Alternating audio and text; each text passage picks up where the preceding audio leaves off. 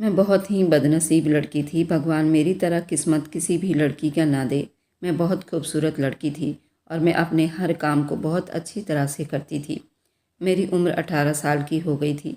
मैंने अभी तक अपने लिए किसी भी लड़के का चुनाव नहीं किया था और ये अधिकार सिर्फ मैं अपने माँ बाप को देना चाहती थी, क्योंकि मैं चाहती थी उनके एक्सपीरियंस से चुना हुआ लड़का मेरे लिए अच्छा साबित होगा।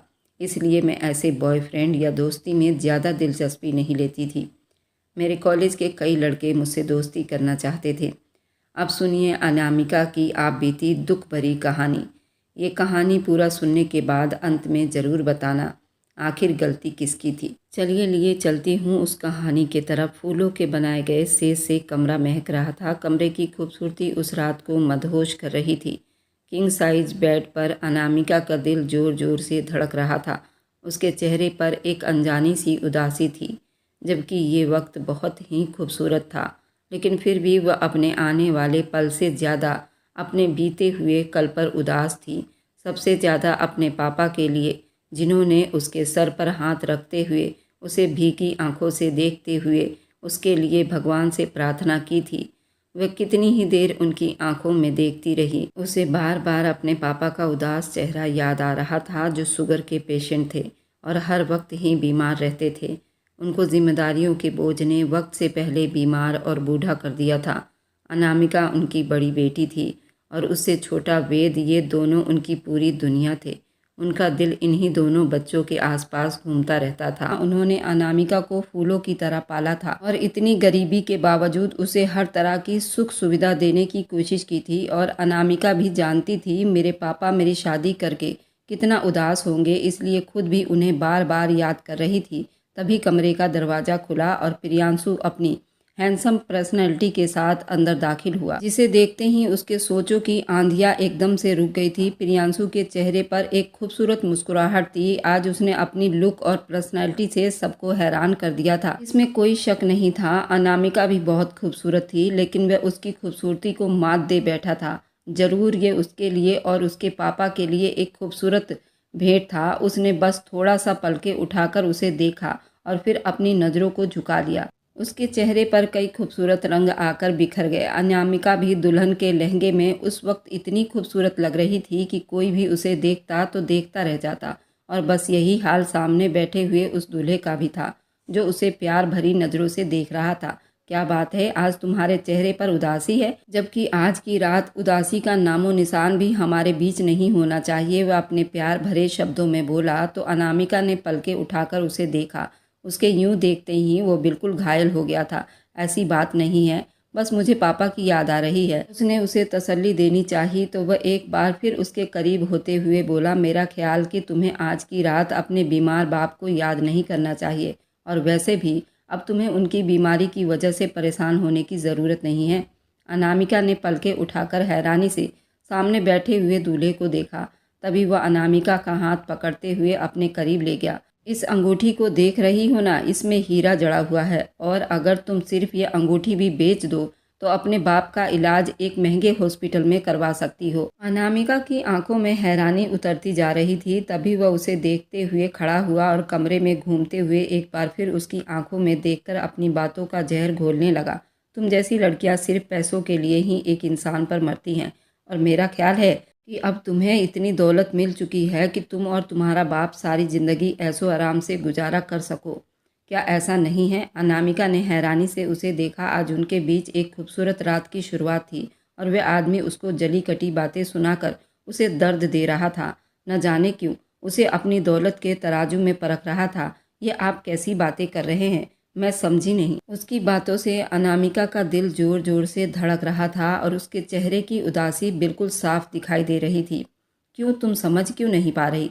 आखिर ठीक ही तो कह रहा हूँ, इसमें गलत क्या है? तुमने ये शादी पैसों के खातिर ही तो की है। आप मान और सम्मान से मेरे घर रिश्ता लेकर गए और मैंने अपने माँ बाप की मर्जी से ये रिश्ता स्वीकार किया है, तो इसमें पैसों की बात कहाँ से आ गई? अनामिका अपना लहंगा संभाल कर बेड से उतरकर उसके पास आई। तब वह एक बार फिर गुस्से से उसके तरफ देखते हुए गुर्राया, तुम्हें याद है आज से करीब 8 साल पहले स्कूल के सामने एक लड़के ने तुम्हें फूल देने की कोशिश की थी और तुम उस दुबले पतले लड़के पर हंसते हुए उन लोगों के सामने जलील कर रही थी और एकदम से ही 8 साल पहले का धुंधला सा मंजर अनामिका के आंखों के सामने लहराने लगा। लेकिन वह अभी भी समझ नहीं पा रही थी कि उस किस्से का मेरी शादीशुदा ज़िंदगी से क्या लेना देना। तुमने ना सिर्फ उसका फूल लेकर उसके मुंह पर दे मारा था, बल्कि तुमने उसका मजाक उड़ाते हुए अपने दोस्तों में मेरी बेइज्जती भी की थी। और तुम्हें ये जानकर इतनी हैरानी होगी कि आज वही लड़का तुम्हारे सामने तुम्हारे पति के हैसियत से खड़ा है।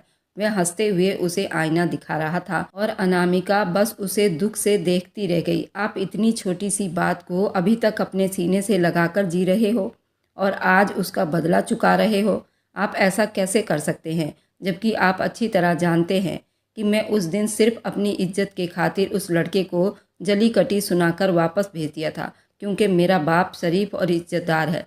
लेकिन मैं ये नहीं जानती थी कि उसकी सज़ा मुझे आप जैसे आदमी के हाथों भुगतनी पड़ेगी। अनामिका की बात सुनकर प्रियांशु के चेहरे पर एक टेढ़ी मुस्कुराहट बिखर गई। बिल्कुल तुम सही कहती हो कि आज तुम वही बदला चुकाने के लिए मेरे पास मौजूद हो अपनी मर्जी से, और तुम्हारे इज्जतदार बाप ने ही तुम्हें मेरी बाहों में आने के लिए भेज दिया है। उसके चुभते हुए शब्द उसकी बातों से ज्यादा खतरनाक था। अनामिका ने अपने आगे बढ़ते हुए कदमों को रोका। उसने अपनी जिंदगी का गलत फैसला कर लिया था और अब सारी जिंदगी कांटों पर गुजरने वाली थी। सच कहते हैं लोग, इंसान बुरा नहीं होता और ना ही उसकी गरीबी बुरी होती है, बल्कि उसके सोच और जमीर बुरे होते हैं। वह दुख से बोली और इससे पहले कि वह अपनी बात पूरी करती, प्रियांशु का जोरदार थप्पड़ उसके मुंह पर लगते ही उसके सर पर सातों आसमान गिर गया था। खबरदार, अगर तुमने अपनी जुबान से एक शब्द भी निकाला तो तुम अच्छी तरह जानती हो प्रियांशु को किसी की बात सुनने की आदत नहीं, और आज वह वाला प्रियांशु नहीं हूँ। अनामिका उसे हैरानी से देख रही थी। उसकी आंखों में टप टप आंसू गिरने लगे थे। उसका चेहरा पूरा लाल हो चुका था। उसे तो आज तक उसके बाप ने भी यूं थप्पड़ नहीं मारा था, और वह आदमी एक पल में ही उसे सिर्फ 2 कौड़ी का करके रख चुका था। इससे पहले कि वह और ज़्यादा कुछ समझ पाती, प्रियांशु ने जल्दी से उसके सर से दुपट्टे को अलग किया था। न जाने उसे कितने पिन चुभे थे। दुपट्टे के साथ उसके कई बाल दुपट्टे के साथ ही निकल गए थे। प्रियांशु उसकी ज्वेलरी को उतार कर फेंक रहा था। अनामिका के अंदर जैसे कोई जान ही बाकी ना हो। अब वह आदमी उसकी इज्जत के साथ खेलना चाहता था और वह ये सब तमाशे की तरह देख रही थी। उसकी आंखों से गिरते हुए आंसू पर भी सामने खड़े आदमी को तरस खाने पर मजबूर नहीं कर रहे थे, बल्कि वह उस पर हावी होने के लिए अपनी सारी ताकत जमा कर रहा था। अनामिका लगातार उससे दूर होने की कोशिश कर रही थी, लेकिन अनामिका नाकाम रही। आज अगर तुमने किसी भी तरह की रोक टोक की कोशिश की तो मुझसे बुरा कोई नहीं होगा। वह आदमी अपने पूरे हवस के साथ उसके इज्जत को चकनाचूर कर रहा था और वह अपने सामने अपनी इज्जत को लुटता हुआ देख रही थी। उसने उसे यूं उधेड़ कर रख दिया जैसे कि वह एक जानवर हो। उसमें किसी तरह का कोई एहसास बाकी ना हो, ना ही कोई सपने हों। वह सोने के लिए लेट चुका था और अनामिका रोते हुए अपने ऊपर अफसोस कर रही थी। ये ऐसी रात होती जिसमें हर लड़की अपने पिया के घर आते ही खूबसूरत सपनों को सजा कर लाती है, और फिर उन्हीं सपनों को साकार करने के लिए वो यहाँ रहने वाले हर आदमी को अपना समझकर उसके साथ हर जिम्मेदारी निभाती है। लेकिन अगर आते ही उसके साथ ये सलूक किया जाए तो फिर एक लड़की का अस्तित्व किस काम का। अनामिका के टूटे हुए सपने उसके दिल में चुभन पैदा कर रहे थे। रो रो कर उसकी आंखें पूरी लाल हो चुकी थी। वह तो जानती भी नहीं थी कि उसे इतनी छोटी सी गलती की इतनी बड़ी सजा दी जाएगी, और वह गलती भी उसकी नज़र में गलती नहीं थी। उसने आज तक किसी भी लड़के को अपने करीब नहीं आने दिया था, क्योंकि वह अच्छी तरह जानती थी कि उसका बाप एक गरीब इंसान है और वह अपनी बाप के इज्जत पर कभी भी आँच नहीं आने देगी। और आज ये सोच उसके लिए बवाल बन चुकी थी। वह पूरी रात उसने रोते हुए गुजार दी। वह तो सोच भी नहीं सकती थी कि जिंदगी उसके साथ इतना भयानक मजाक कर सकती है। वह लड़का जो उसे अपने लिए जीवन साथी चुना था, वह उसके सपनों पर पानी फेर रहा था। उसने सिर्फ अपना बदला पूरा करने के लिए ये शादी की थी। न जाने कब वह अपने हालत पर मातम करते करते सो गई। सुबह उसे जगते जगते काफ़ी लेट हो गई, क्योंकि रात के उस किस्से ने उसको बुरी तरह झकझोर कर रख दिया था। जैसे ही वह उठी, प्रियांशु कमरे में मौजूद नहीं था। उसने जांचती हुई नज़रों से इधर उधर देखना चाहा, लेकिन शायद वह कमरे से बाहर चला गया था। वह अपने दुखते हुए जिस्म के साथ उठी और नहाने वॉशरूम में चली गई। नहा करके वह बाहर निकली। दर्पण के सामने बालों को सूखा करते हुए उसकी नज़र अपने हुस्न पर पड़ी, जो अभी भी उसके चेहरे पर उस थप्पड़ के निशान थे। वह इस तरह तड़प उठी थी। बेशक उसका पति था, लेकिन वह उस पर इस तरह हक नहीं रखता था। अभी वह इन सब के बारे में सोच ही रही थी जब उसे अपने मोबाइल पर कॉल महसूस हुई। जिस नंबर से कॉल आ रहा था उसे देखकर अनामिका के चेहरे पर एक मुस्कान सी फैल गई थी, क्योंकि उसके छोटे भाई वेद का फ़ोन आ रहा था। नाम देखकर उसने हाथ बढ़ाते हुए कॉल अटेंड किया तो उसने वेद ने बात की और फिर उसकी सहेली को फ़ोन पकड़ा दिया। शिवानी उसकी बहुत अच्छी दोस्त थी, उम्र में सबसे बड़ी और काफ़ी मशहूर थी। कैसी हो अनामिका? खूबसूरत ज़िंदगी की शुरुआत की पहली सुबह, बहुत बहुत बधाई हो मेरी जान। उसकी मुस्कुराती हुई आवाज़ सुनकर अनामिका के चेहरे पर और ज़्यादा उदासी छा गई थी। अनामिका का चुप रहना शिवानी ने महसूस कर लिया था, इसलिए उससे नरम शब्दों में पूछने लगी, अनामिका क्या बात है, इतनी चुप क्यों हो? शिवानी, ये मेरी ज़िंदगी की खूबसूरत शुरुआत नहीं है, बल्कि ये ऐसी शुरुआत है जो मुझे बर्बाद करके रख देगी। अनामिका की बात सुनकर शिवानी चौंक गई थी। प्रियांशु तो बहुत अच्छा लड़का था और शादी वाले दिन तो अनामिका तुम बहुत खुश नज़र आ रही थी, और अब वह इतनी टूटी हुई और अकेला महसूस कर रही थी। फिर जैसे ही अनामिका ने उसे सारी बात बता दी तो वह हैरान होकर सारी बात सुनती रही। उसके दिल में बड़ा अफसोस हुआ था कि एक पढ़ा लिखा आदमी इस हद तक नीची हरकत करेगा, लेकिन अब कुछ नहीं हो सकता था। अनामिका के पापा की तो पहले ही तबीयत खराब रहा करती थी और वे अच्छी तरह जानती थी कि अनामिका उनकी लाडली बेटी है। अगर वह ये सब कुछ सुनेंगे तो एक पल के लिए भी बर्दाश्त नहीं कर पाएंगे। इसलिए अनामिका को समझाते हुए कहने लगी, अनामिका, हो सकता है कि उसने बदले की आग में बस एक थप्पड़ मारा हो। मुझे नहीं लगता अगर उसने तुमसे बदला ही लेना होता तो वह तुमसे शादी ही क्यों करता। उसने तुम्हें अपनी पत्नी बनाया है और वो भी पूरी दुनिया के सामने स्वीकार भी किया है। मुझे लगता है कि वह उसका बदला पूरा होने के बाद उसे एहसास ज़रूर होगा, और एहसास जुर्म मोहब्बत से ज़्यादा गहरा होता है। वह तुम्हें पहले से भी बढ़कर चाहेगा, लेकिन तुम्हें सब्र रखना होगा। और वह अनामिका को बड़ी बहन की तरह समझा रही थी, और वह उसकी बात सुनकर उसके अंदर एक उम्मीद की किरण जाग उठी थी। हो सकता है कि उस आदमी ने केवल अपना गुस्सा निकाला हो, अब वह तुम्हें सॉरी बोलकर मना लेगा। कुछ भी हो सकता है। उसे फ़िलहाल उस आदमी के बारे में कोई भी गलतफहमी नहीं रखनी चाहिए। वह जल्दी से मोबाइल रखते हुए तैयार होने लगी। उसका इरादा था कि वह बाहर जाकर सबके साथ नाश्ता करेगी। हो सकता है कि प्रियांशु भी नाश्ते की टेबल पर मिल जाए। अंदर ही अंदर वह देर से उठने की वजह से खुद पर अफसोस भी कर रही थी। तभी उसके कमरे के दरवाजे पर किसी की आने की आहट हुई। उसने उठकर दरवाज़ा खोला तो उसकी सास राजपति मुस्कुराते हुए उसे देख रही थी। आप दोनों ने उठने में काफ़ी देर कर दी, तो मैंने सोचा कि नाश्ते के लिए बहू के कमरे में जाकर कह दूं, क्यों ना आज सब मिलकर ही नाश्ता कर लें। अपनी सास की बात सुनकर एक मुस्कुराहट उसके होठों पर फैल गई थी। लेकिन मम्मी जी, वह तो चले गए हैं, मैं अभी तैयार होकर आती हूँ। क्या मतलब, कहाँ चला गया प्रियांशु? सास की आंखों में सवालिया निशान देखकर वे एक बार फिर अटक गई। मम्मी जी, प्रियांशु तो मेरे उठने से पहले ही नीचे चले गए थे। ठीक है, तुम तैयार हो जाओ, मैं देखती हूँ। वह ये कहकर वापस लौट गई और वह सोचती हुई तैयार होने लगी। आखिर वह इतनी सुबह कहाँ जा सकता है? उसे तो लगता था कि शायद वह नाश्ते के लिए अपनी माँ के पास चला गया है, लेकिन वह वहाँ भी नहीं था। हल्का फुल्का तैयार होने के बाद वह नीचे आई। उसकी सास नाश्ते की टेबल पर उसका इंतज़ार कर रही थी, लेकिन उसकी बेकरार नज़रें दरवाजे पर टिकी हुई थी। थोड़ी देर के बाद नौकरानी डाइनिंग टेबल के पास आई और धीरे से बोली, मेम साहब, प्रियांशु साहब घर पर मौजूद नहीं, और चौकीदार बता रहा है वह तो सुबह सुबह ही गाड़ी लेकर घर से निकल गए हैं। राजपति हैरान नज़रों से अनामिका को देखने लगी। उसका अपना दिल भी कांप रहा था। उसने तो ऐसा कुछ भी नहीं कहा था। फिर वह आदमी कैसे अचानक घर से चला गया, और वह भी बिना किसी को कुछ बताए? ऐसा कैसे हो सकता है? अनामिका, प्रियांशु तुम्हें बिना बताए घर से चला गया, जबकि तुमने सिर्फ उसके साथ एक रात ही गुजारी है। आज तक ऐसा नहीं हुआ कि मेरा बेटा मुझसे मिले बगैर चला गया हो। आखिर तुम दोनों के बीच ऐसी कौन सी बात हुई है?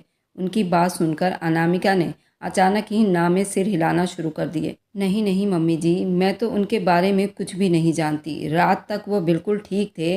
वह फ़िलहाल अभी रात के बातों को छुपाना चाहती थी। राजपति ने मोबाइल निकाला और उससे पहले कि वह उससे बात करती, जब व्हाट्सएप पर एक वॉइस मैसेज मिला। वह ओपन करते हुए कान के पास ले जाकर सुनने लगी। लेकिन जैसे जैसे वह उसे सुनती जा रही थी, न सिर्फ वो बल्कि अनामिका का रंग बिल्कुल पीला पड़ता जा रहा था। उसके दिल की धड़कनों का शोर उसे अपने कानों में साफ सुनाई दे रहा था। वह तो सोच भी नहीं सकती थी कि उसकी ज़िंदगी की शुरुआत इतनी भयानक होगी। उस आदमी के शब्द ना हो, बल्कि कोई शीशा हो जो उसके कानों में चुभ रहा था। मैं हमेशा के लिए जा रहा हूँ, और तब तक जब तक ये लड़की इस घर में है। आप जानती हैं कि मुझे कितना बड़ा धोखा हुआ है। उस लड़की ने, ये एक बुरी कैरेक्टर की लड़की है जो कई लड़कों के साथ अपने रिश्ते बना चुकी है, और अब मुझे धोखा देने के लिए मेरी ज़िंदगी में आ गई है। मुझे इसने बहुत मायूस किया है। आप इसे अभी और इसी वक्त घर से निकाल दो, क्योंकि मैं अब इससे कोई रिश्ता नहीं रखना चाहता। व्हाट्सएप नोट खत्म हो चुका था और राजपति कहर बरसती नज़रों से अनामिका को घूर रही थी। तुम्हें शर्म नहीं आई मेरे बेटे को धोखा देते हुए? मेरे चांद जैसे बेटे में ऐसा क्या था जो तुम जैसी मिडिल क्लास लड़की को वो पसंद कर बैठा?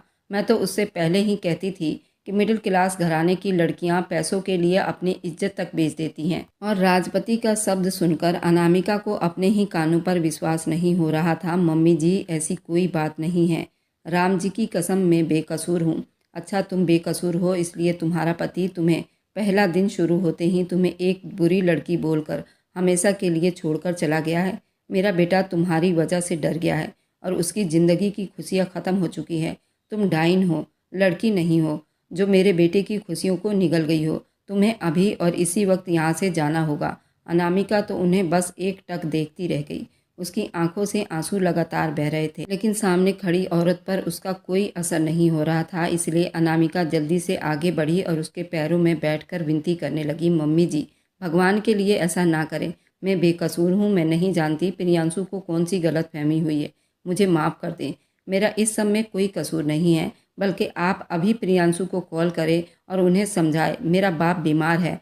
राजपति ने उसके अपने पाँव की ठोकर मारते हुए खुद से दूर धकेल दिया। अपने गंदे और नाजायज़ सोच को लेकर हमेशा के लिए यहाँ से चली जाओ। तुम मेरे बेटे की ज़िंदगी में एक बदनाम दाग हो जो उसे हर घड़ी अपनी खुशियों को निगलता हुआ महसूस करेगा। तुम जानती भी हो कि उसकी रेपुटेशन क्या है। वह तुम्हारी वजह से अपनी इज्जत खराब नहीं करना चाहेगा। मैं तुम्हें एक मिनट भी यहाँ बर्दाश्त नहीं करूँगी। ये कहते हुए अंदर चली गई और अनामिका फर्श पर बैठी अपने घुटनों के बल रो रही थी। नौकरानियाँ उसकी बेइज्जती का तमाशा देखते हुए वहाँ जमा थे। वह तो सोच भी नहीं सकती थी कि उसकी ज़िंदगी में एक मामूली सा किस्सा इतना बड़ा हादसा बनकर लौट आएगा। क्या एक लड़की के लिए इतना ही मुश्किल होता है कि एक लड़के को अपनी इज्जत के खातिर धुतकार देना ताकि उसके बाप की इज्जत कायम रहे, और फिर वह लड़का उस लड़की की पूरी ज़िंदगी को बर्बाद कर दे? वह मुर्दा कदमों से उठी और कमरे में चली गई। कमरे की एक एक चीज़ जैसे उस पर हंस रही थी। उसे तो अपनी किस्मत मजाक बनती हुई नजर आ रही थी।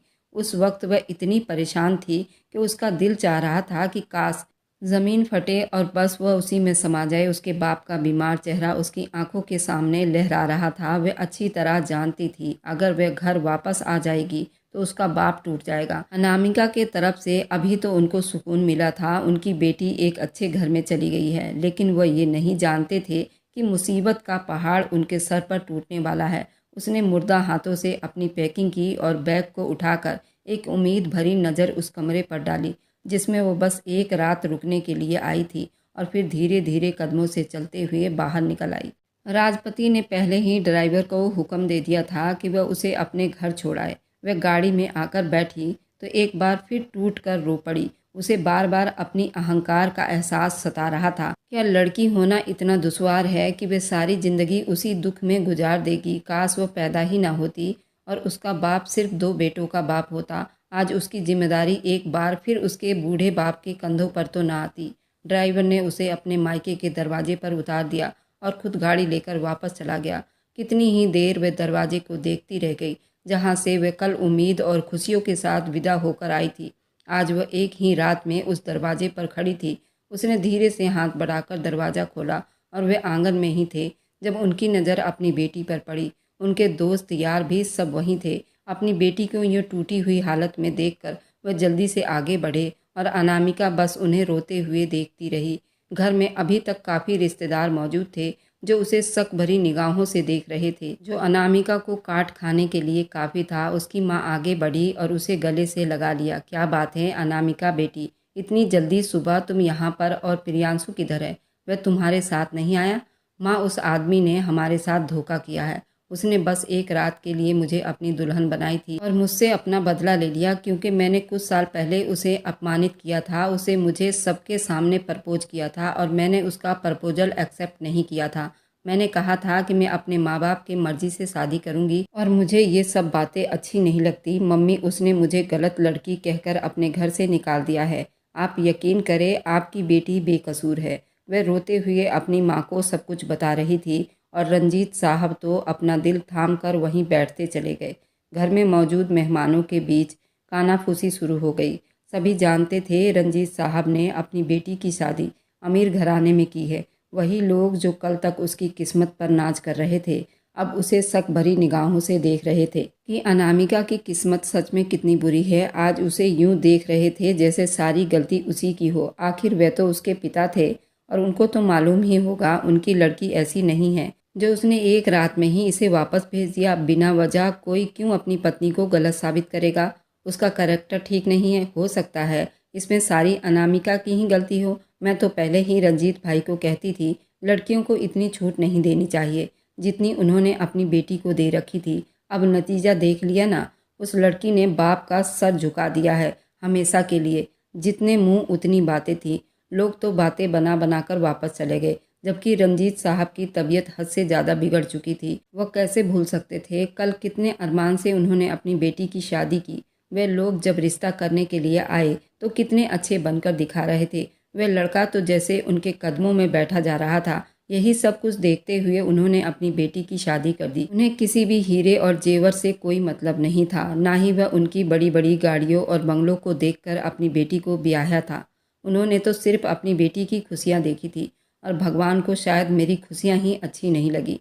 उन्होंने आज तक किसी की बेटी के लिए कोई अपशब्द नहीं निकाले थे। फिर उनकी बेटी के साथ ये सब क्यों हुआ था? उन्हीं सोचों की वजह से उन्हें दिल का अटैक हुआ था और उन्हें हॉस्पिटल ले जाया गया, जिससे उनकी तबीयत काफ़ी हद तक ठीक हो चुकी थी।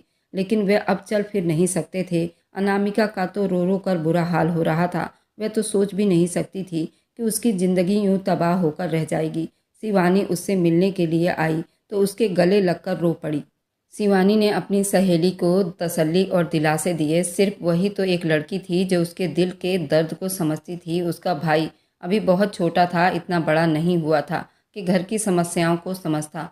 प्रियांशु ने तो उसकी ज़िंदगी को एक ही दिन में बर्बाद कर दिया। ऐसे बदले की आग में मोहब्बत करने वाले और शादियां करने वाले इंसान क्या जाने कि एक बेटी एक बाप के लिए क्या हैसियत रखती है। कभी उसके किरदार पर उंगली उठाकर उसे गलत ठहराया जाता है, तो कभी उस लड़की होने की सज़ा दी जाती है, कभी अपना गुलाम बना दिया जाता है। कितनी ही लड़कियों के चेहरे पर तेजाब गिराकर उनकी खूबसूरती को हमेशा के लिए नोच डाला जाता है। कितनी ही लड़कियां लड़कों के हैवानियत और दरिंदगी का निशाना बन चुकी हैं। दुनिया कब इस बात को स्वीकार करेगी? औरत बिना कुछ भी नहीं है। वह उस वक्त फ्लैट में अपने दोस्तों के साथ मौजूद था जब उसे राजपति की कॉल आई। उसने उस लड़की को पलटकर देखने की भी हिम्मत नहीं की थी। उसे भी तो अच्छी तरह पता होना चाहिए था आखिर प्रियांशु क्या चीज़ है। वह आज तक वह दिन नहीं भूला था जब उस लड़की ने उसका प्रपोजल एक्सेप्ट नहीं किया था। वह अच्छी तरह जानता था क्या वो सारी ज़िंदगी अपने बाप के चौखट पर बैठी रहेगी और मर्द की मोहब्बत को तरसेगी। लेकिन अंदर ही अंदर उसे ये बात भी खाई जा रही थी कि उस लड़की ने उसे कितनी विनती की थी। वह तो कब से इंतज़ार में बैठा था कि उसकी कॉल आएगी और वह कब कॉल पर बिलख बिलख कर उससे माफ़ी मांगेगी, अपनी इज्जत की भीख मांगेगी और कहेगी, मुझे अपने घर में नौकरानी की हैसियत से जगह दे दो। लेकिन वह उसका घर छोड़कर चुप से निकल गई थी। प्रियांशु एक दिन और यहाँ रुकने वाला था। अगले दिन उसकी सुबह की फ़्लाइट थी। वह हमेशा के लिए दुबई जा रहा था। बेटा, तुम्हें ऐसे नहीं जाना चाहिए था। कम से कम तुम मुझसे तो मिलकर जाते। वह लड़की तुम्हारा तो सपना थी। तुमने उसे खुद चुना था। तुम्हें पता है कि पहले ही इन मिडिल क्लास लोगों से कितनी दूर रहना चाहती थी। राजपति को अपने बेटे से अभी भी शिकायत थी कि उसके बेटे ने उसकी मर्जी की लड़की से शादी नहीं की थी, यानी उसके लिए किसी भी लड़की की ज़िंदगी की कोई अहमियत नहीं थी। माँ, अब उस लड़की को हमेशा के लिए मैं अपनी ज़िंदगी से निकाल चुका हूँ। भले ही मैंने उसे डिवोर्स नहीं दी, लेकिन वह भी उसे जल्दी भिजवा दूंगा। अच्छा होगा कि अब हम इस बारे में कोई बात ना करें। कुछ देर वह अपनी माँ से बात करता रहा और फिर कॉल काट दी। उसके पास बैठा हुआ उसका दोस्त अकरम उसकी बात पर ध्यान दिया था। ये तुम क्या कह रहे थे आंटी से? तुमने अपनी पत्नी को छोड़ दिया? उसके शब्दों में हैरानी बसी हुई थी। हाँ, वो मेरी बस एक रात के लिए पत्नी थी। उसके घमंड से भरे हुए शब्द पर अकरम ने हैरानी से उसे देखा। क्या मतलब, एक रात की पत्नी? तुम्हें मेरे बारे में सोचने की ज़्यादा ज़रूरत नहीं, ये मेरी समस्या है, मैं खुद समझ लूँगा। मैंने बस अपना बदला पूरा करने के लिए उस लड़की से शादी की थी, अब उसे अपने बाप के घर भिजवा दिए हैं। और उसकी बात सुनकर अकरम को हैरानी और दुख ने घेर लिया था, लेकिन अच्छी तरह जानता था कि उसकी बातों का असर उस आदमी पर कम ही होता है। उस लड़की की ज़िंदगी बर्बाद हो चुकी थी, अब दुबई जाकर उसे हमेशा के लिए भुला देना चाहता था। अगर तुमने भाभी को छोड़ ही दिया है तो फिर उन्हें डिवोर्स दे दो, वे अपनी ज़िंदगी को नए तरीके से शुरू कर लें। वह उसे अभी भी अपनी राय दे रहा था और उसकी बात सुनकर प्रियांशु ने सर झटकते हुए उसकी बात काट दी। मुझे जो भी करना हुआ मैं कर लूँगा, फ़िलहाल तुम्हें उसकी साइड लेने की ज़रूरत नहीं है। और उसकी बात सुनकर अकरम कुछ शर्मिंदा हो गया। ये सच था कि वह अपने निजी ज़िंदगी में अपने दोस्तों को घुसने नहीं देता था, लेकिन वह अच्छी तरह जानता था कि वह आदमी गलती कर रहा है और इस गलती की सज़ा उसे बहुत भारी पड़ेगी। दूसरे दिन ही वह अपने घर में राजपति को मिलने के लिए आया, अपना सामान ले गया। उसी वक्त फ्लाइट से वह वापस हमेशा के लिए दुबई चला गया। अब न जाने कितने सालों के बाद उसकी वापसी होती, कोई भी नहीं जानता था। ये सब कुछ उसकी अपनी मर्जी पर डिपेंड करता था। मगर दूसरी तरफ अनामिका अभी भी दिल में ये उम्मीद लिए बैठी थी कि हो सकता है वह आदमी वापस लौट आए, लेकिन अब वह अपने आगे की ज़िंदगी उसके साथ एक मजबूरी के तहत बिताएगी, क्योंकि अब अपने दिल में कभी उसके लिए वह इज्जत और मोहब्बत महसूस नहीं कर सकती। जो इज्जत और मोहब्बत उसे देनी चाहिए थी, वह उसका पति था, उसका जीवन साथी था। आज उसकी इज्जत को दो कौड़ी का करके रख चुका था। आज इस किस्से को करीब 1 महीना हो गया था और अनामिका को कुछ भी नहीं सूझ रहा था। वह दिन ब दिन नाउम्मीद होती जा रही थी। उसकी गिरती हुई हालत को देखकर उसकी माँ उसे देख देख कर तड़प रही थी। सिर्फ कुछ ही दिनों में उनकी फूल सी बेटी मुरझाकर रह गई थी। उनका पति बिस्तर पर पड़ा था और उनके घर में अजीब सी उदासी का माहौल छाया हुआ था। हो सकता है उसका पति उसे डिवोर्स दे दे और उसके ऊपर डाइवोर्स का ठप्पा लग जाए और फिर कोई भी उसे स्वीकार ना करे। उन्हें ये डर अंदर ही अंदर खाए जा रहा था। न जाने जिंदगी उनसे कौन से इम्तिहान ले रही थी। अनामिका की हालत दिन ब दिन बिगड़ती जा रही थी। वह सूख कर बिल्कुल काटा हो चुकी थी। हर दिन उसे बुखार हो जाता, खाना पीना भी उसने छोड़ दिया था और आज 2 महीने होने को आया था और उसे यूं महसूस होता था जैसे अभी कल की बात हो और कल ही वह उजड़ कर उस चौखट पर आई हो। उसने तो हंसना मुस्कुराना बिल्कुल छोड़ दिया था। उस दिन उसकी माँ ने शिवानी को बुलावा भेजा था ताकि शिवानी उसे डॉक्टर के पास लेकर जाए। वह अच्छी तरह जानती थी वह उसे नहीं मना पाएगी। वह एक बार डॉक्टर को मिले, क्योंकि हर दिन के बुखार ने उसे कमज़ोर से कमज़ोर बना दिया था। उस दिन शिवानी आई तो वह अपने कमरे में चुप बैठी हुई थी। शिवानी उसके पास जाकर बैठ गई। कब तक खोखले रिश्तों का शोक मनाती रहोगी अनामिका? अब छोड़ दो इस सब को, उन सोचों से खुद को बाहर निकालो। वह तुम्हारी ज़िंदगी में एक बुरा सपना था जो अब बीत गया। अब उसके बारे में जितना सोचोगी उतना ही डरती रहोगी।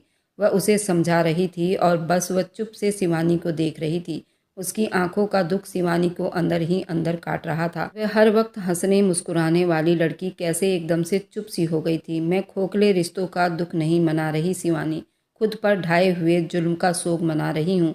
दुनिया ने मुझे डरा कर रख दिया है। मुझे नहीं लगता है कि अब खुशियाँ मेरे दर का ठिकाना ढूंढते हुए मुझ तक आएंगी। उसकी आंखों से आंसू गिरकर बेमोल हो गया।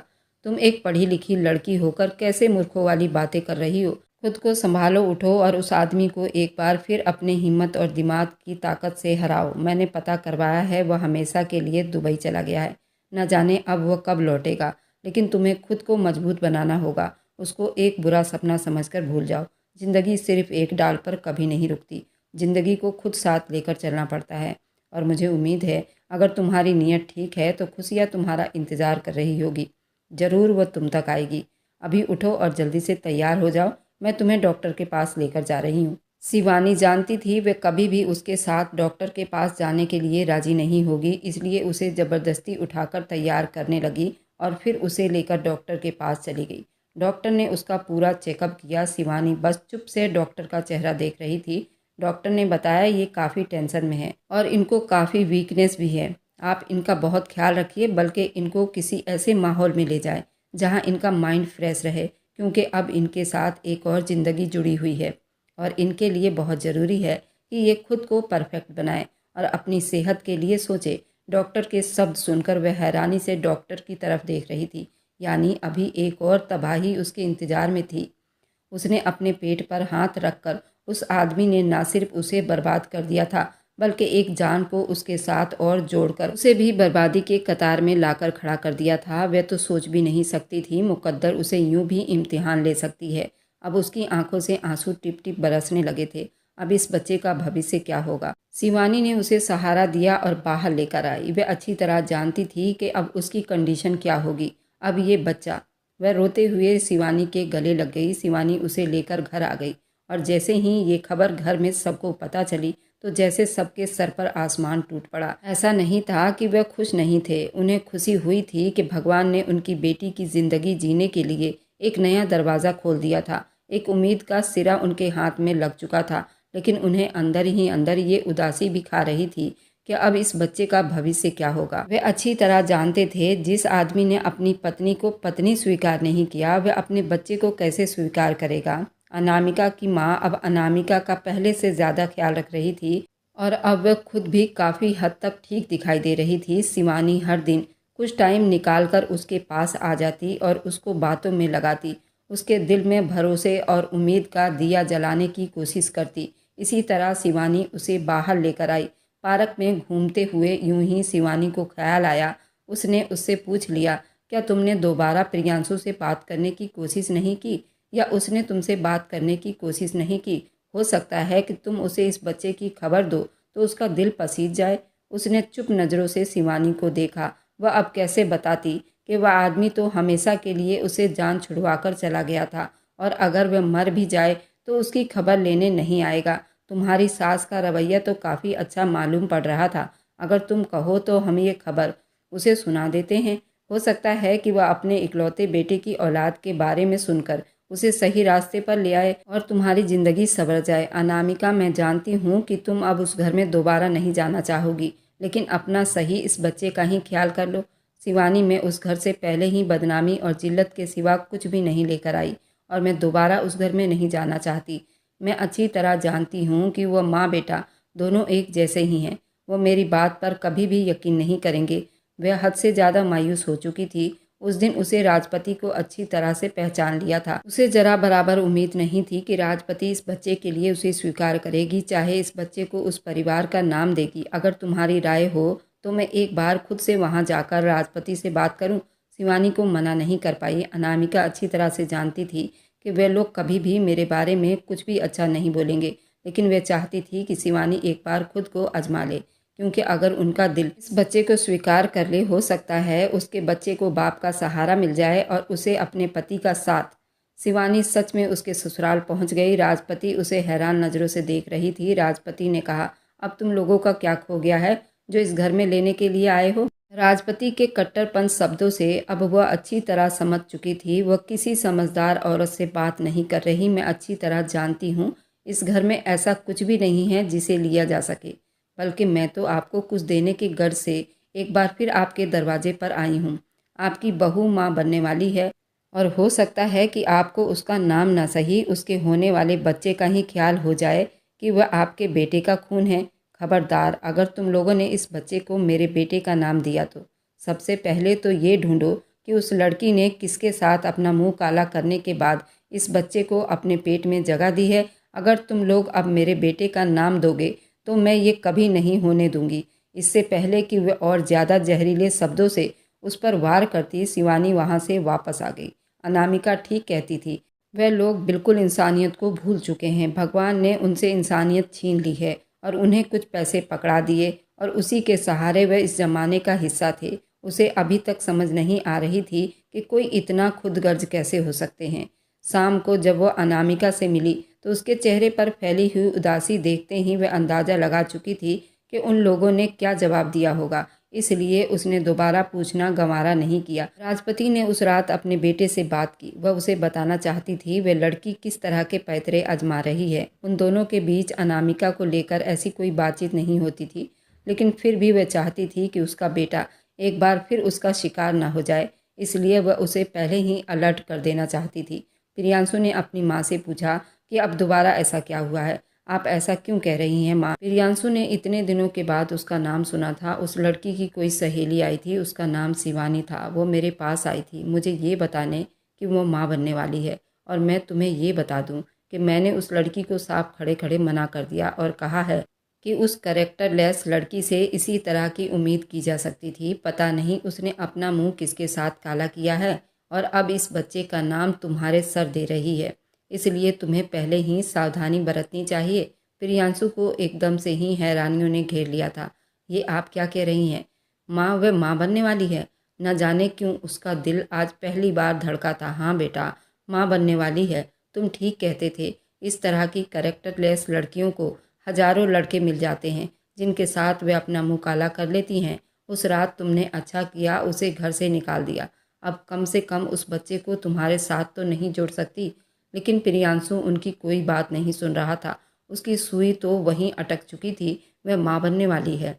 वह अच्छी तरह जानता था कि ये बच्चा उसका अपना है, क्योंकि उस रात ही उसे मालूम हो गया कि वह कितनी पवित्र और सच्ची लड़की है। और वह ये सोच भी नहीं सकता था कि उसका किसी और के साथ भी कोई संबंध हो सकता है। न जाने क्यों उसका दिल जोर जोर से धड़क रहा था। क्या हुआ प्रियांशु, तुम चुप क्यों हो गए हो? प्रियांशु ने बिना कोई बात किए फ़ोन काट दिया। उसे अजीब से उलझन ने घेर लिया था। उसे दुबई आए हुए 3 महीने बीत चुके थे और उनकी शादी को 3 महीने हो चुके थे। अब उस बच्चे का अबॉर्शन भी नहीं करवा सकती। उसे इस बच्चे को जन्म देना ही होगा। फिर उसका बच्चा दर दर की ठोकरें खाएगा। एकदम से ही उसे अपना दर्द याद आने लगा। वह भी तो बिल्कुल ऐसा ही था। बिना बाप के उसने कितनी ठोकर खाई थी और किस किस के ताने सुने थे, और उसकी औलाद भी ये सब कुछ बर्दाश्त करेगी। उसका सांस सीने में अटकने लगा था। उसने अपने टाई की गांठ को ढीला किया और खिड़की में आकर खड़ा हो गया। माँ के मुंह से निकले हुए शब्द पर गौर कर रहा था। बार बार उसके दिमाग में वही बात आ रहे थे और किसी हथौड़े की तरह उसके दिल पर वार कर रहे थे। कैरेक्टरलेस लड़कियों से कुछ भी उम्मीद की जा सकती है ना? न जाने कितनों के साथ उसने मुंह काला करके उस औलाद को जन्म देकर तुम्हारा नाम जोड़ रही है। अब जो भी था, वह उस बच्चे के लिए सब कुछ लुटाने के लिए तैयार था। वह उस बच्चे को खोना नहीं चाहता था और ये फैसला उसने एक पल में ही कर लिया। उसी शाम उसने कॉल की और अपनी माँ को ये कह दिया कि वह 2-3 महीने के अंदर अंदर वापस आ रहा है। उस वक्त उसे वहाँ पर इतनी ज़रूरी काम थे। वह चाह कर भी 3-4 महीने से पहले नहीं आ सकता था और बच्चे की पैदाइश तो 5 महीने के बाद होनी थी। वह चाहता था कि वह खुद अपने बच्चे की पैदाइश के वक्त उसके पास हो। अनामिका से वह बच्चा वापस ले जाए। उसने अनामिका से बात करने की कोशिश की थी, लेकिन उसका नंबर शायद बदल चुका था, इसलिए वह उससे बात नहीं कर पाया। अनामिका ने अब अपनी ज़िंदगी को ठीक तरीके से चलाने के लिए जॉब करनी शुरू कर दी थी, लेकिन नौकरी के टाइम टेबल के हिसाब से उसे ज़रा भी आराम करने का मौका नहीं मिल रहा था। अपना चेकअप भी वो लापरवाही से करवा रही थी, इसलिए उसकी प्रेगनेंसी में काफ़ी समस्याएं आ रही थी। उसके अंदर खून की कमी हो गई थी। ये तो सिर्फ एक औरत ही जानती है कि इस कंडीशन में कितनी समस्याओं का सामना करना पड़ता है। तब जाकर वह अपने बच्चे को इस दुनिया में लाती है, लेकिन इस दर्द ने उसे बेहद कठोर बना दिया था। अब वह कमज़ोर लड़की नहीं थी, बल्कि एक मजबूत माँ थी जो हर तरह की मुश्किलों का सामना कर सकती थी। अनामिका का अब 7वां महीना चल रहा था और उस दिन वह ऑफिस में थी। सुबह से ही उसकी तबीयत कुछ गड़बड़ थी। उसकी माँ ने लाख मना किया आज वह ऑफिस ना जाए, लेकिन वह फिर भी ऑफिस के लिए चली आई, क्योंकि आज उसकी एक ज़रूरी मीटिंग थी। उसका ऑफिस जाना बेहद ज़रूरी था। उसी शाम प्रियांशु भी हिंदुस्तान आ गया था। उसने रात में ही अनामिका की सारी डिटेल निकलवा लिए थे और आज उससे मुलाकात करने के लिए उसके ऑफिस चला आया था। वह उसे बता देना चाहता था कि वह ये बच्चा अपने साथ ले जाएगा।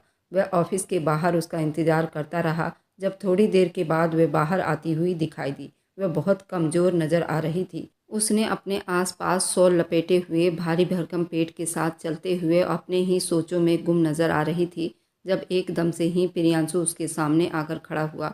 वह कितनी ही देर उसे देखती रही और फिर उसके करीब से गुजरने लगी। जब प्रियांशु ने हाथ बढ़ाकर उसका बाजू पकड़ लिया, खबरदार, अगर तुमने मुझे हाथ लगाने की कोशिश भी की तो तुम अपना हर हक खो चुके हो और उसे कभी भूलना भी मत। प्रियांशु को उसकी आंखों में चिंगारियां निकलती हुई नजर आ रही थी। मैं तो खुद हैरान था कि उसने एक भीगी बिल्ली सी लड़की को शेर बनते देखा था। मैं यहाँ सिर्फ अपने बच्चे, इससे पहले कि वह अपनी बात पूरी करता, जब उसके मुंह पर एक जोरदार थप्पड़ पड़ा और उसका रंग सुर्ख लाल होना शुरू हो चुका था। क्या कहा तुमने? तुम्हारा बच्चा? तुमने मुझे कैरेक्टर लेस लड़की साबित किया है और उसके बाद तुमने अपने घर से निकाल दिया था, और अब इस बच्चे पर तुम्हारा कोई हक नहीं। आज के बाद मुझे अपने बच्चे के आसपास भी तुम नज़र नहीं आना, नहीं तो मैं तुम्हें काट के रख दूंगी। वह गुस्से के जैसे थर-थर कांप रही थी जब एकदम से ही प्रियांशु आगे बढ़ा और उससे पहले कि वह और ज़्यादा कुछ कहती, अनामिका चकराकर उसके बाजू में ही गिर गई थी। प्रियांशु का तो जैसे हाथ पांव फूलने लगे थे।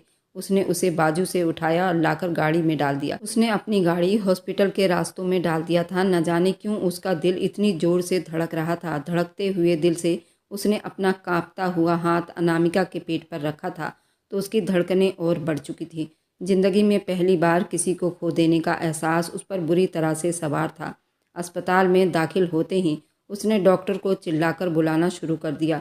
मुझे अभी और इसी वक्त अपनी पत्नी ठीक चाहिए। वह गुस्से से बिल्कुल पागलों की तरह दहाड़ रहा था, जबकि डॉक्टर उसे कूल रखने की कोशिश कर रहे थे। थोड़ी देर के बाद डॉक्टर ने अनामिका का चेकअप किया। डॉक्टर ने बाहर आकर खबर दी, आपकी पत्नी काफ़ी कमज़ोर और टेंशन में है। उसके बच्चे को खतरा है, इसलिए उनका अभी ऑपरेशन करना पड़ेगा। और ये बात सुनते ही उसके हाथ पांव फूल गए थे। अनामिका के पर्स में मौजूद मोबाइल कब से बज बज कर चुप हो चुका था। जरूर उसके घर वाले परेशान थे।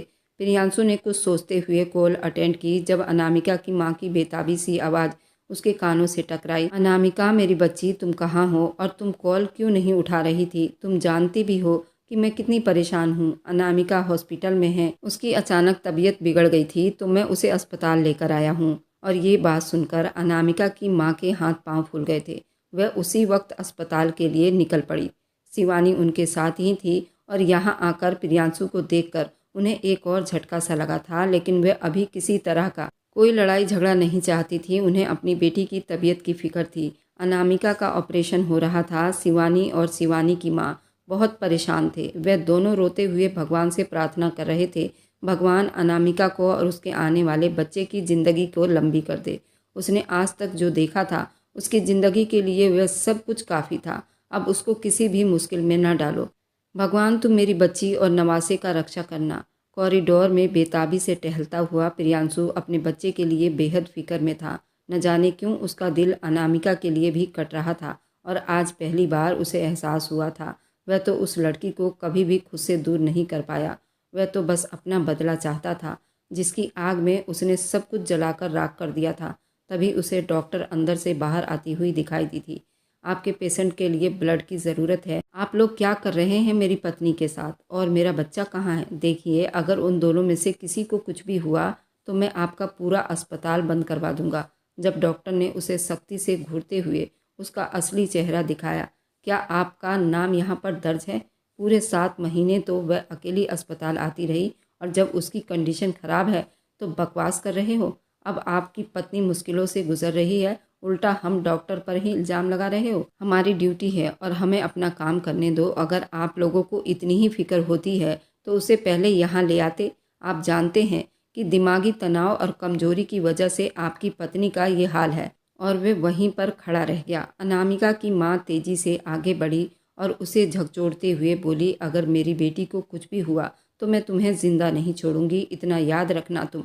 वह तो खुद पागलों की तरह उस वक्त तड़प रहा था। राजपति उसे बार बार कॉल करते हुए परेशान कर रखा था। वह सुबह से घर से निकला और उसका कोई अता पता नहीं था। उसने कॉल उठाई, माँ मैं अनामिका को अस्पताल लेकर आया हूँ, भगवान से प्रार्थना करें मेरा बच्चा ठीक हो। ये तुम कैसी बातें कर रहे हो? तुम्हारा बच्चा? राजपति के तो सर पर लगी और तलवा पर बुझी। हाँ माँ, वो मेरा बच्चा है, मेरा अपना बच्चा, और मैं किसी भी हाल में खोना नहीं चाहता। उनका बेटा रो रहा था और शायद जिंदगी में उन्होंने पहली बार अपने बेटे को इस तरह टूटा हुआ देखा था। उन्हें अब एहसास हुआ था कि उन्होंने अपनी ज़िंदगी में जल्दबाजी करने के बाद कितनी बड़ी गलती की। काश वह उस हकीकत को जानती और अपने बेटे को समझा लेती तो आज वह यूं टूट कर बिखर न जाता। अनामिका ने एक बेटी को जन्म दिया, लेकिन 7 महीने का बच्चा काफ़ी कमज़ोर था, इसलिए उसे कुछ दिनों के लिए अस्पताल में ही रुकना पड़ा। डॉक्टर ने सख्ती से मना कर दिया, कोई भी टेंशन वाली बात उनके सामने नहीं दोहराई जाए, और इसी वजह से प्रियांशु उससे बिना मिले ही वापस चला आया। वह नहीं चाहता था कि अनामिका को एक बार फिर नुकसान पहुँचे। वह अच्छी तरह जानता था कि वह कुछ महीने के बाद उसे मना लेगा, चाहे अनामिका के पाँव ही क्यों न पड़ना पड़े। हॉस्पिटल से डिस्चार्ज होने के बाद अनामिका घर पर ही मौजूद थी। वह गोल मटोल सी परी की तरह दिखाई देने वाली बच्ची काफ़ी कमज़ोर थी, लेकिन फिर भी अनामिका के लिए वह चांद का टुकड़ा थी, जिसे हाथ में लिए वह सारे जहाँ की तकलीफ़ों को भूल जाती। आज उसकी डिलीवरी को पूरे 5 महीने हो चुके थे और आज ही उसने वकील से बात करते हुए प्रियांशु को नोटिस भेजा था कि उसे प्रियांशु से डिवोर्स चाहिए, जिसे देखते ही वो भड़क उठा और उसी वक्त गाड़ी निकालकर अपनी माँ को साथ लिए अनामिका के घर जा पहुँचा। अनामिका उसके आने के बारे में सुनते ही उससे मिलने से मना कर दिया था। जब वो रोते हुए अनामिका के माँ के पैरों में बैठकर, सिर्फ एक बार उससे मिलने दो, उसे कहिए कि मेरी बात सुन ले। आज उसकी अपनी हालत बहुत बुरी थी, लेकिन उसके पास कोई चारा नहीं था। राजपति का दिल अपने बेटे को देखकर कट रहा था। वह भी अपने बहू और पोते से मिलने के लिए विनती कर रही थी। जब थोड़ी देर के बाद अनामिका बाहर आई, अनामिका के हाथ में वो गोल मटोल सी बच्ची को देखते ही प्रियांशु का दिल धड़क उठा। वो बेताबी से उसकी तरफ बढ़ा। जब अनामिका ने उसे वहीं रोक दिया, खबरदार, अगर तुमने मेरे बच्चे को हाथ भी लगाया तो तुम्हारा इस पर कोई हक नहीं। ये सिर्फ मेरी बेटी है। तुम्हारी माँ ने ये कहा था कि ऐसी लड़कियों का कोई भरोसा नहीं। बच्चा किसी और का और हमारे सर थोप रही है, इसलिए इस बच्ची को मैं तुम्हें नहीं दे सकती। अनामिका, मुझे माफ़ कर दो। मुझे एक बार अपने बच्चे को सीने से लगाने दो। प्रियांशु उसके तरफ बढ़ते हुए रो रहा था। वह रूई जैसी मासूम बच्ची उसने देखा। वह थोड़ा सा मुस्कुरा रही थी। वो बिल्कुल हूबहू प्रियांशु की फोटोकॉपी थी और राजपति भी तरसती नज़रों से उसे देख रही थी। अनामिका के लाख विनती करने के बाद भी वह खाली हाथ अपने घर लौट आया था। उसे किसी भी कीमत पर माफ़ करने के लिए तैयार नहीं थी। उसने अदालत में केस दर्ज कर दिया। उसे हर हाल में प्रियांशु से डिवोर्स चाहिए, जबकि प्रियांशु बिल्कुल भी अनामिका को डिवोर्स नहीं देना चाहता था और दोनों अपनी अपनी जिद पर अड़े हुए थे। आज उसे अपनी गलतियों के बोझ ने कमज़ोर बना दिया था। वह उसी कमरे में पड़ा रहता, उस रात को याद करता रहता जिस रात उसने अनामिका के साथ जानवरों जैसा सलूक किया था। उसे किसी तरह से भी उसकी आंखों की उदासी नहीं भूल पाती थी। उसके आंसू उसको बेचैन बनाती रहती थी। और फिर उसे अपनी बच्ची की चमकती हुई आंखें जो देखकर उसे मुस्कुरा रही थी।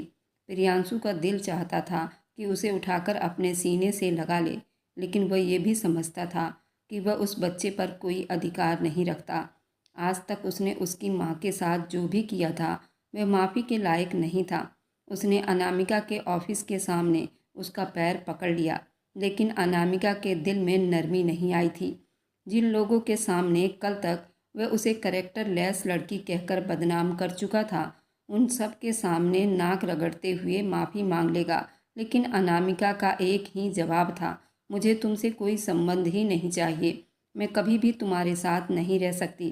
तुमने एक बार मेरे साथ धोखा किया है और मैं दूसरी बार तुम पर यकीन नहीं कर सकती।